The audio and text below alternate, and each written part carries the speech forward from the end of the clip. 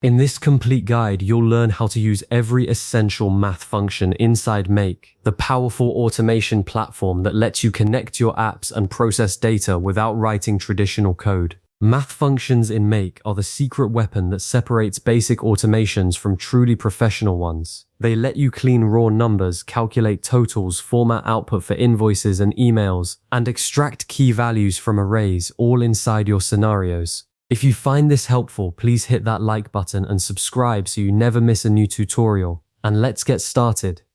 The first function you need to understand is parse number. You'll use this whenever a number arrives in your scenario as a text string, which happens more often than you'd think, especially when pulling data from spreadsheets, web forms, or APIs. The syntax is parse number followed by the text value and then your decimal separator, which is usually a period in English-speaking regions but a comma in many European countries. What parse number actually does is strip out any surrounding characters or formatting and hand you back a true numeric data type that Make can use in calculations. Without this step, adding or comparing values that look like numbers but are actually text will either produce wrong results or throw an error entirely, so always run your incoming number strings through parse number before you touch them mathematically. Once you have clean numbers flowing through your scenario, format number becomes your best tool for turning them back into polished, human-readable strings on the way out. The function takes the raw number first, then the number of decimal places you want, and optionally a decimal separator and a thousands separator. For example, a comma between every 3 digits in a large figure. This is exactly what you want when building a result that will appear in an invoice, a notification email, or a customer-facing report, because raw floating point numbers like 1,249,999,999 look unprofessional and can confuse recipients. Think of parse number and format number as a matched pair. You use parse number at the start of your data pipeline to make numbers workable, and format number at the end to make them presentable. Next up is sum, and its purpose is straightforward. It adds up the individual numbers you pass to it, separated by semicolons. You can feed it a handful of mapped fields such as unit price, shipping cost, and tax, and get a single total in one clean step. The important distinction to keep in mind is that sum works on discrete values you list explicitly. It is not the same as automatically summing an entire array. If your data lives inside a repeating bundle from something like a Google Sheets row iterator, you will handle that differently. But for combining a known set of fields, sum is exactly the right tool and keeps your module clean and readable.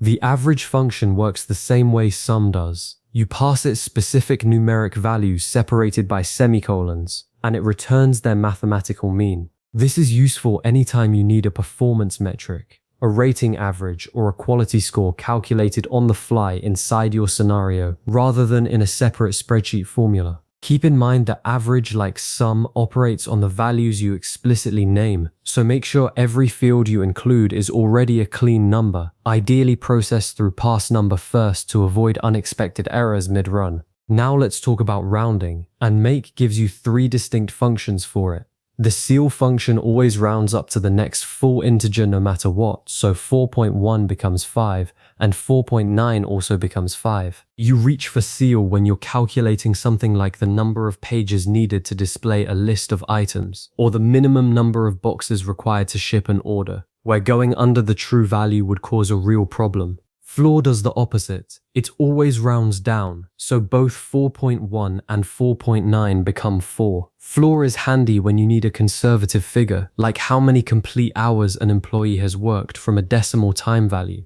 The standard round function follows normal mathematical rules. Anything from 0.5 upward rounds up, and anything below rounds down. So use this whenever you simply need a clean number and the direction doesn't carry any special meaning, like displaying a calculated percentage. The final pair to cover is max and min, and these work on arrays rather than on individually listed values. You pass max an array, a list of prices, scores, or quantities collected across multiple bundles, and it returns the single highest value within that list. Min does exactly the same but returns the lowest. These functions shine in reporting and filtering scenarios. Imagine you've aggregated all the order totals from a week's transactions into an array, and you want to flag the biggest and smallest figures for a daily summary email.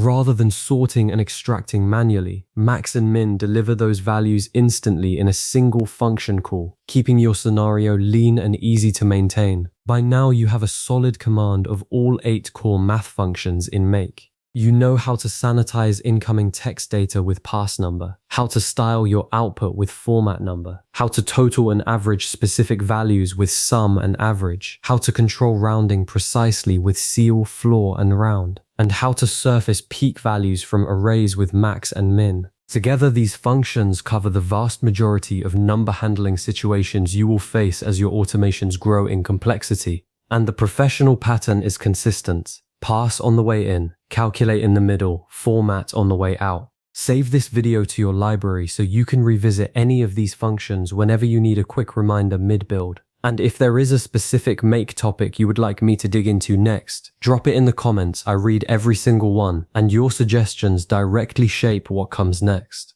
Thanks for watching, and I'll see you in the next one.